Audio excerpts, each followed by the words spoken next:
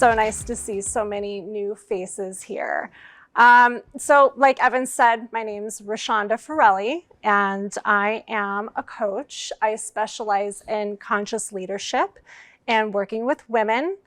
I do different programs throughout the year. Sometimes they're online, sometimes they're in person.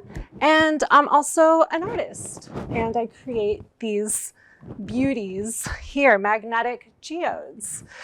So when I reached out to Evan, buddy, to say, okay, what should I talk about today? He said, oh,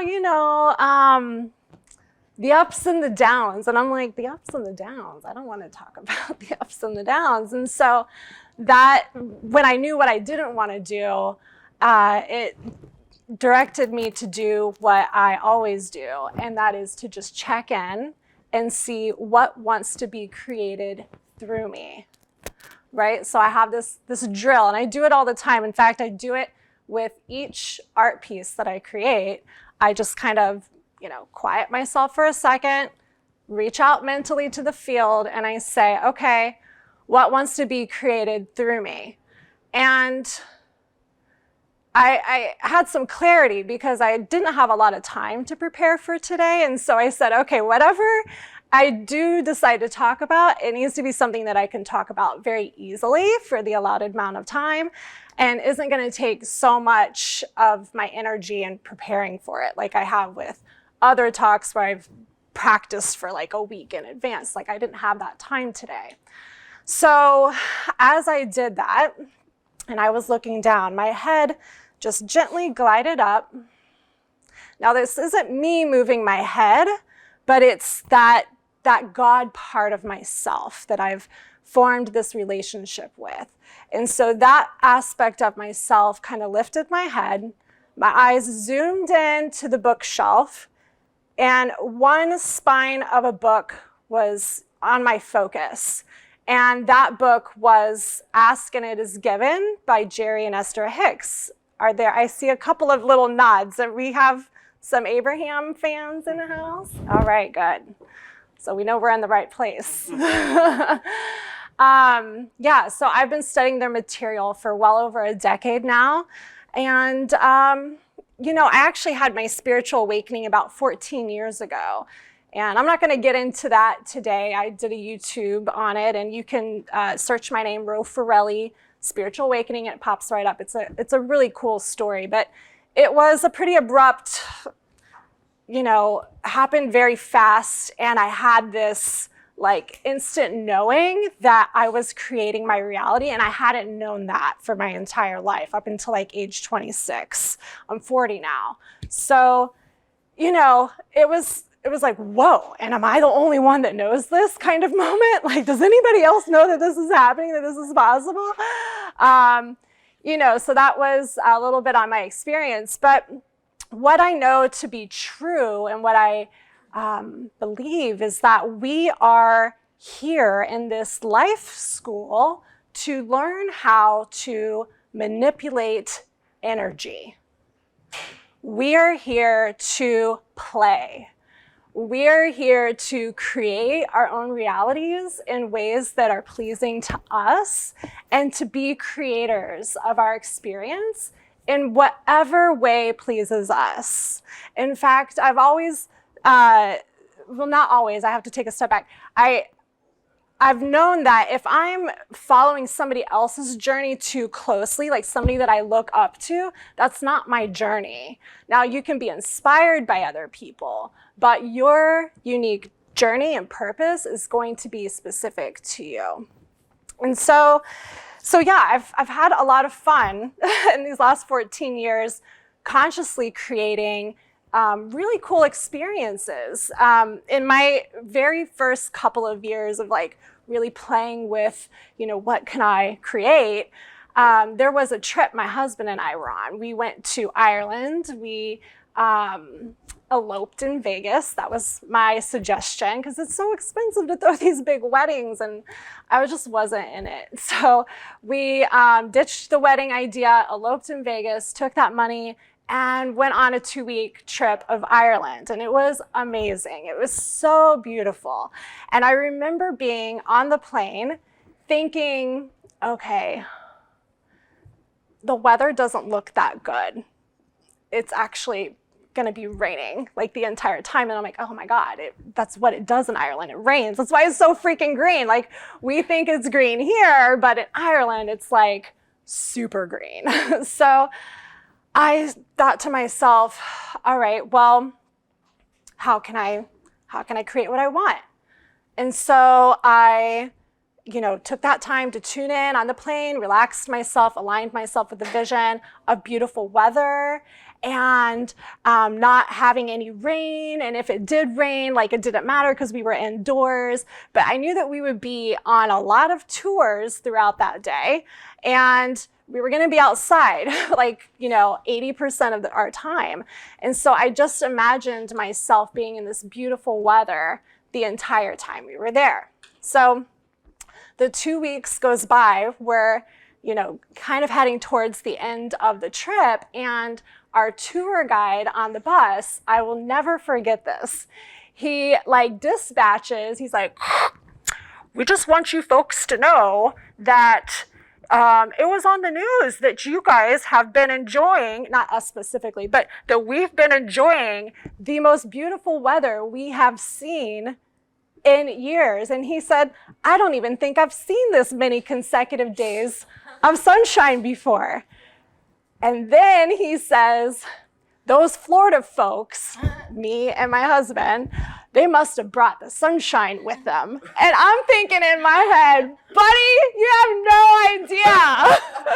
Like, I manifested that shit. Like, this is my weather, right?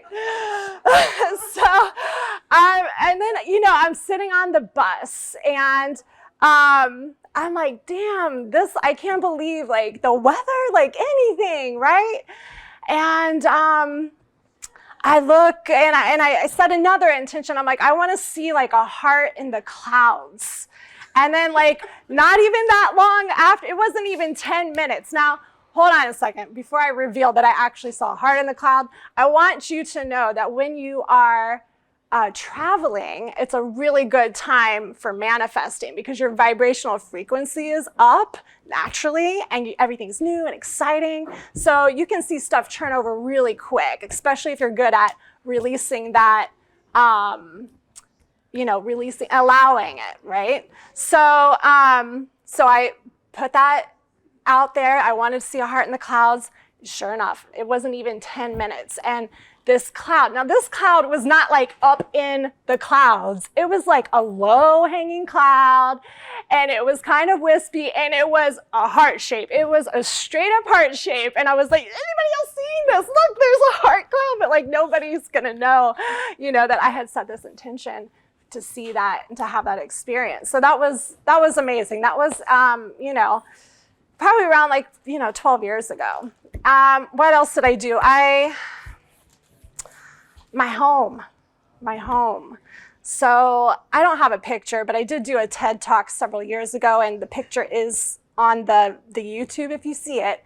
But the apartment that my husband and I started out with, or it wasn't an apartment, it was a townhouse. It was this little ratty, townhome, brown, dingy roof. And we had some good friends that bought this beautiful home in Sunrise. And I'm not from here, I'm from Missouri, so I don't know a lot of houses. And I wanted to try these skills of, creating a home for myself. So I used their house as the template.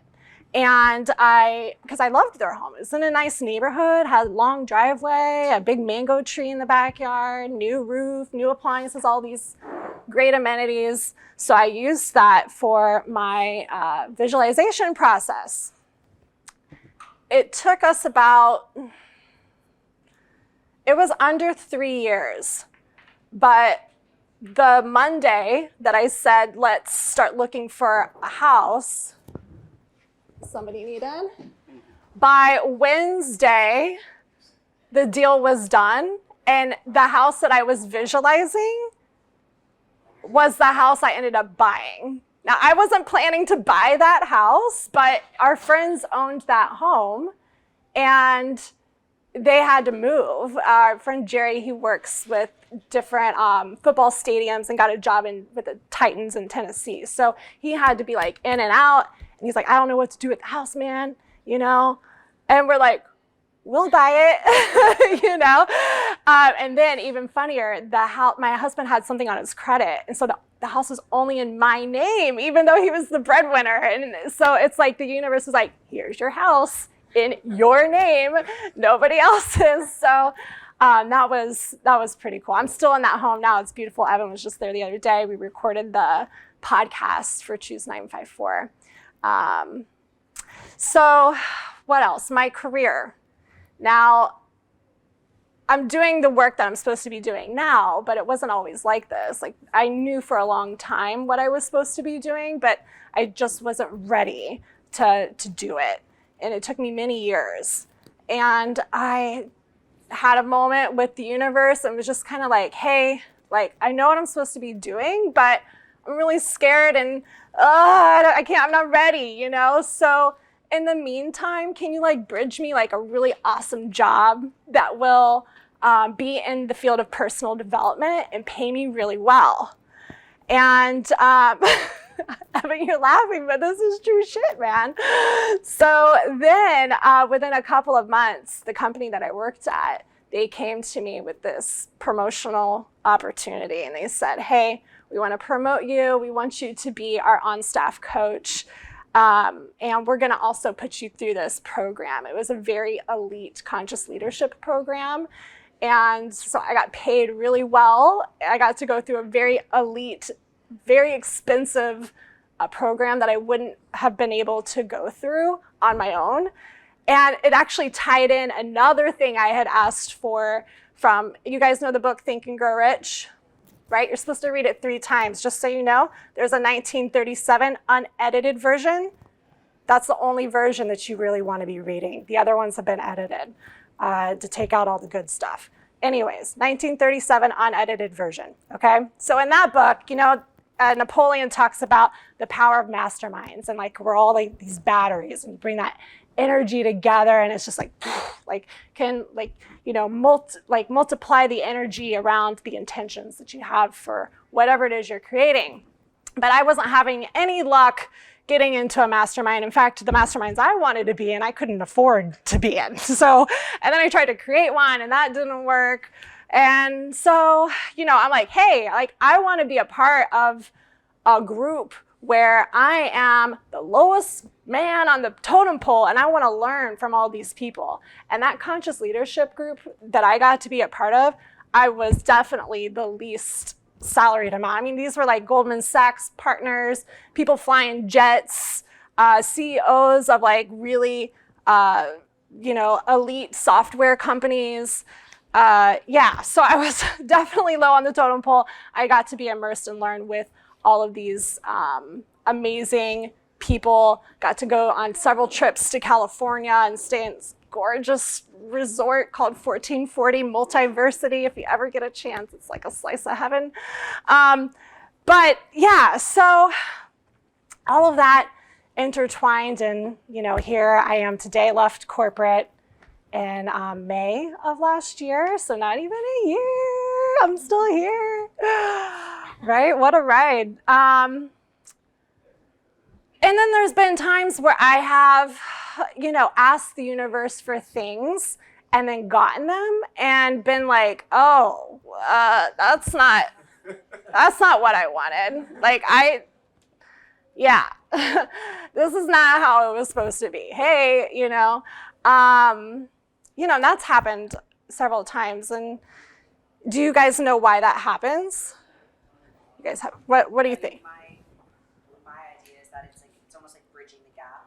Uh-huh. So like maybe it's not. So like for instance, I bought my dream house. Like literally walked into this house, like tears, like I want this house. Bought that dream house, and then 9 months later, like my dream changed, right? But it bridged the gap for me to end up buying the house that we're in now. That was actually from a friend that I would have never have ever looked at, because in my idea, like that's not what I wanted. Yeah. So for me, it's like when I get something, it's more of Okay. or that it was bridging the gap for something better, but it needed to be that, like for me, like I needed that house for that moment, because otherwise I would have never gotten the house that I'm in now. So the blessing in disguise. Exactly. Okay. The Yes. Yes, that definitely. Anybody else want to comment on why they think that they manifest things by default on accident? What's up? The universe is protecting you from something worse. It could be, yeah. Yeah, there's a million different scenarios. I'll tell you what I think it is also. When we have this desire that's being birthed through us, which is the initiation process for the creation to unfold, it can be sourced energetically from two different angles, both, of course, which have different variables that go into place here, but it could be sourced from your heart space, or it could be sourced more from your personality and your ego, right? So it's like, oh, I need a new BFF, like I need a new ride or die or whatever that is, and then you attract this person in your life that's like codependent, and you can't get rid of them, and you're like, what the fuck, man? Like this person is, soaking up all my energy over here. I can't take it anymore. I just cut this person out. You're like cutting cords and shit, right? So, it happens, right? It happens. That's what we're doing when we're playing this life game, is that we're intertwining, our ego. We can't get rid of it unless you're like a Buddha or you're dead. And in that case, congratulations. But for the rest of the world, we have to just, play with it and try to connect in more into that heart space of like what is real for us, or maybe even is just surrendering sometimes too. So yeah, I've definitely, had fun playing on both ends, but essentially I am asking the universe, either subconsciously, by default, or in the present moment, not asking for anything and just having the experience, which, Chloe kind of got us into that space in her meditation today, or we're asking intentionally. And these days, I'm still asking, intentionally, but not as much as I used to. Like I used to be like micromanaging of like every category of the life, which is fine. I just, nowadays, I still do that sometimes, but mostly for me, it's about being present in the moment. And I never really understood what that meant or why I would care to do that. Yes, did you want to say something? Yes. I'm going biblical. The phrase, "Get thee behind me, Satan," can be interpreted as being ego, because your ego thinks it knows better than your creative spirit. So a lot of times we don't realize we're making a choice between our ego thinking that we can create a greater success and happiness than our creative spirit. And sometimes, I can't tell you how often I go, "Get thee behind me, Satan." I try to, even if I don't know what my creative answer is, I put that behind me because I know it's not the right source. Well, that's great awareness that you have around that too, because not all the time do we catch that. And so good noticing in yourself. Then you have to let go. You have to say, "Okay, creative spirit, I'm open to what you have for me," and you have to be open to it, not have your ego tell me, "Oh, you bad." Right. No, God. Yeah. Yeah. And so, I still do ask intentionally for things like, preparing for today's talk. I knew, all those things in the beginning, but also, when we're in that present moment and we're not even like asking, and we're just allowing whatever here is here, and it's here for me to process however that looks and feels, and allowing myself to just be grounded in the space of the now. When you have a practice of doing that several times throughout the day, and if you can do it days in a row, what I'm noticing is that the opaqueness of reality starts to get very clear.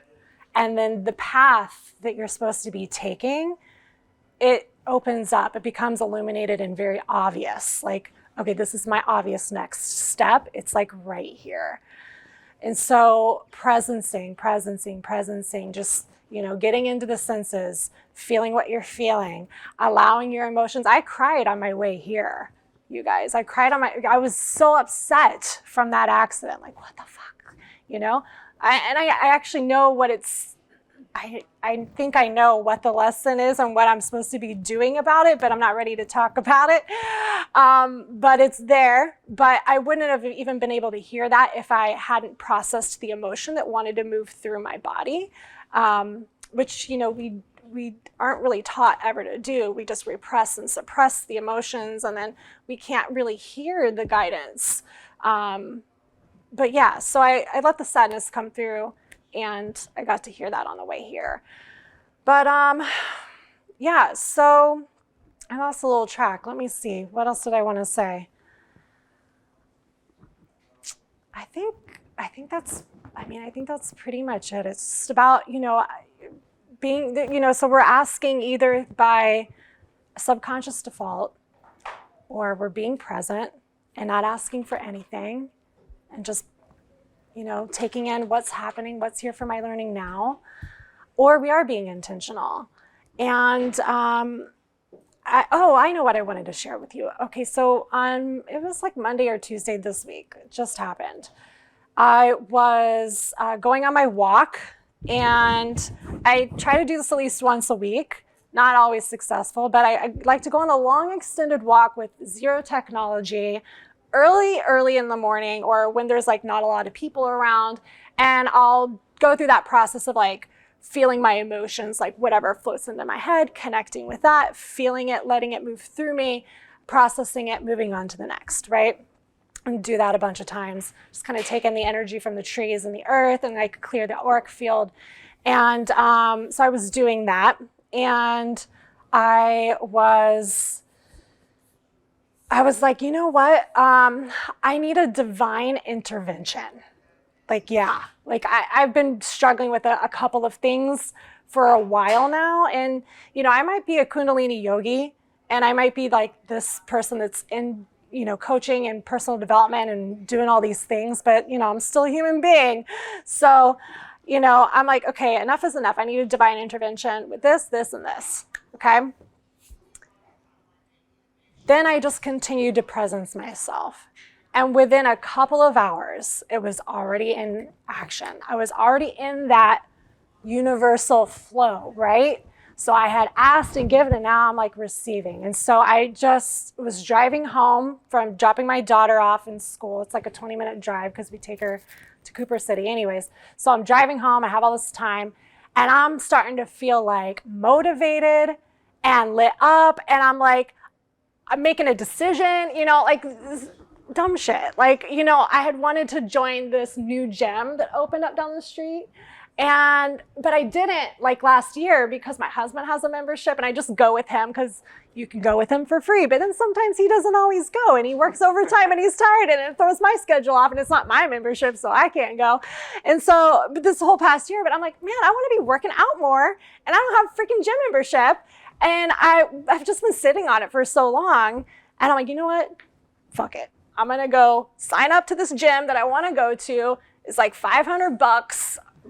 It doesn't matter. This is what I want to do. I need to just go out and grab it, So I'm like having that conversation. I'm like, wow, man. And then I kind of had to look at my tea, and I'm like, how much caffeine is in this? Because I was feeling like so driven. And then, and it didn't even hit me until I was like, putting this talk together that like, that's what was happening. Then my daughter, I pick her up from school that day, and she's like, Mom, she's 11, she's 5th grader. She's like, I have a business idea. I'm like, all right, what's your business idea? She's like, I'm gonna juice your juice, and then you can pay me $1.25, and we can do it every week. And I'm like, it's actually a really great idea. If you have a juicer and if you juice, you know, it's like, it takes forever, especially if it's like cold press, that little thing is so small, you can't fit anything in there. It takes forever. So I'm like, yeah, we can totally do that. And she's like, and I can make you salads.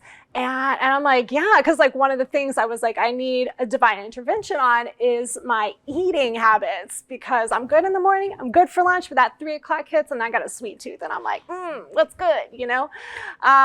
So, you know, now I have this chef, a very affordable chef too, might I add.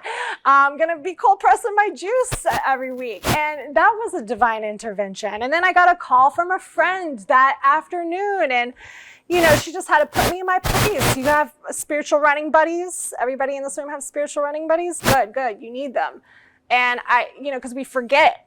And I was in a moment of not remembering the truth of who I am, and I needed a reminder. And she was just like, no, girl, you are abundant as fuck. You do not need to settle. Keep going, kind of conversation. And I was just like, yeah, thank you, Ashley, thank you. I needed that. Good. So, you know, that was my divine interventions. The universe moves and works through everything because it is everything, right? And so, yeah, I actually have it printed out, but it doesn't matter. I have a downloadable PDF on my website. You don't even have to sign up for anything to get it. It's just underneath the resources tab. There's several different resources. You're welcome to any of them. But I created it, and it's 8 powerful asks for the universe. 8 powerful asks for the universe. And like ways to word the ask so that you can put some things in motion for yourself. So my website is highestpotentialleadership.com. And just go to the resources tab, and there's just a list there. It's like one of the last items on that list. And you can sign up. I do send out like once a month an email. And I'm on Instagram mostly, and LinkedIn at Ro Ferrelli. It's Ferrelli, in case you're wondering. So Roferrelli. And I know on my Instagram there is my link tree has one link for local events. So since you guys are all here on local and you want to be notified of any time I do something locally, you can get on that list as a separate list. So would love for you to be a part of my sphere, right? Like, we're a conscious community here in Fort Lauderdale. We're creating cool shit, and we are all here together for a reason. So let's be friends, right?